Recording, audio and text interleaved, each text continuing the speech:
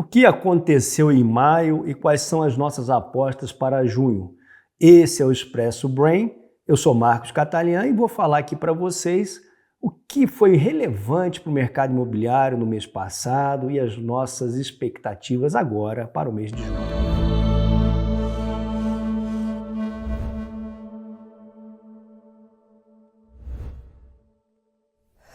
O que aconteceu em maio, né?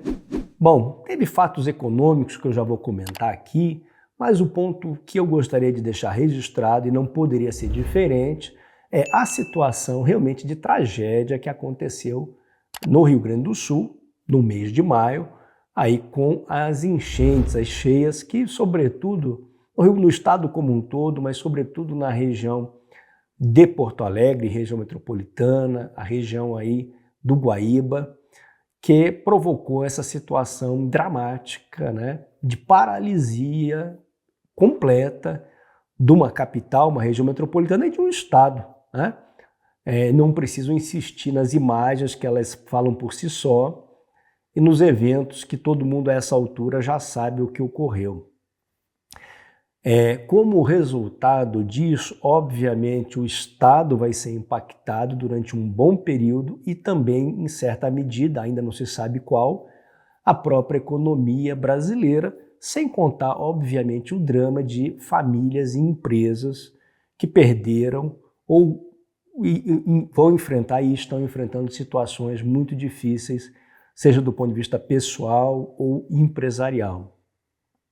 Esse alerta, né, que a situação de Porto Alegre nos traz é uma lembrança aí sobre as preocupações climáticas, as mudanças com relação ao aquecimento global e, de certa maneira, aí, a grande preocupação com a sustentabilidade como um todo, que não poderia ser diferente, vem impactando e passam a ser cada vez mais presentes no desenvolvimento do mercado imobiliário e no desenvolvimento das cidades do mundo e do Brasil. Então esse é o primeiro ponto que eu queria destacar em maio e deixar aí a nossa solidariedade e o nosso apoio a todos dentro do possível. O segundo ponto que eu queria mencionar, maio, também trouxe uma notícia de redução da taxa Selic, como a gente havia já antecipado, porém essa redução da taxa Selic foi num patamar menor, foi um patamar de 0,25. A taxa Selic, que é a taxa básica de juros da economia, foi para 10,50, foi uma redução menor, né, do ritmo que vinha mantendo, que era de 0,5, foi para 0,25, em resposta a um cenário que vem se mostrando cada vez aí, mais tenso, mais preocupado, seja com o equilíbrio das contas fiscais no Brasil, seja com a situação da economia americana, que vem impactando a redução da taxa de juros brasileiro, visto que lá a inflação não vem cedendo e o próprio Banco Central americano, que previa 3 reduções, talvez faça apenas uma redução. Então, esses fatores aí colocados geraram aí essa redução menor da taxa de juros para 10,5. Essa redução, obviamente, vai afetar e afeta, né, a economia como um todo, o crédito, e o destaque é para o menor ritmo, a redução do ritmo de redução da taxa Selic, e hoje se especula em que patamar ela vai parar.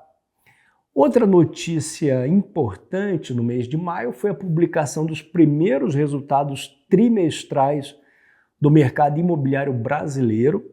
O destaque aí foi para o crescimento de lançamentos. Houve um crescimento de 6% na venda de unidades no primeiro trimestre de 24, comparado com o primeiro trimestre de 23.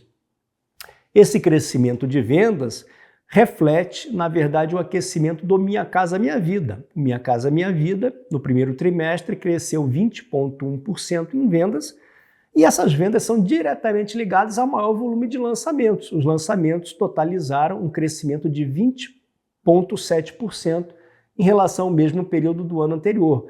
Ou seja, o aquecimento do Minha Casa Minha Vida gerou aquecimento de vendas, gerou um melhor desempenho do mercado imobiliário como um todo.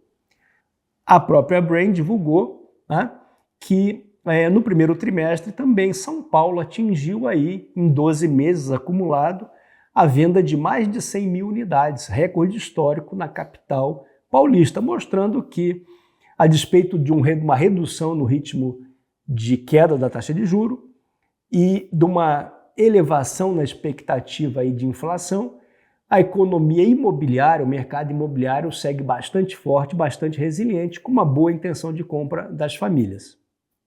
E o que podemos esperar para junho, né? Junho marca a metade do ano e também aí o fechamento aí do segundo trimestre. Então, o que podemos esperar é efetivamente aí o início aí dos primeiros resultados, tanto econômicos quanto de mercado imobiliário, em junho, para comprovar essa nossa avaliação de que o mercado deve seguir resiliente, muito puxado pelo Minha Casa Minha Vida, como já aconteceu no primeiro trimestre, e como a gente acredita que vai continuar acontecendo aí no segundo trimestre. Só lembrar que a demanda por recursos da Caixa Econômica Federal vem gerando uma pressão até para ampliação do orçamento do FGTS, que esse ano já era recorde, mas a própria demanda das construtoras e dos consumidores estão pressionando para, inclusive, ter uma suplementação do orçamento do FGTS. Basicamente, essas são as nossas expectativas para junho, ou seja, o início do fechamento dos dados do mercado imobiliário, mostrando aí esse crescimento aí do mercado econômico, como já ocorreu, e também aí um aquecimento como um todo do mercado imobiliário, né? Vamos lembrar que vamos começar a entrar no segundo semestre, que é aonde costuma ter o melhor desempenho do mercado imobiliário. Espero que vocês tenham gostado. Esse foi o Expresso Brain de maio, trazendo as notícias do mês anterior e a nossa expectativa para o próximo mês. Continue nos assistindo, assine o canal, compartilhe, deixe aqui o seu comentário. Até a próxima.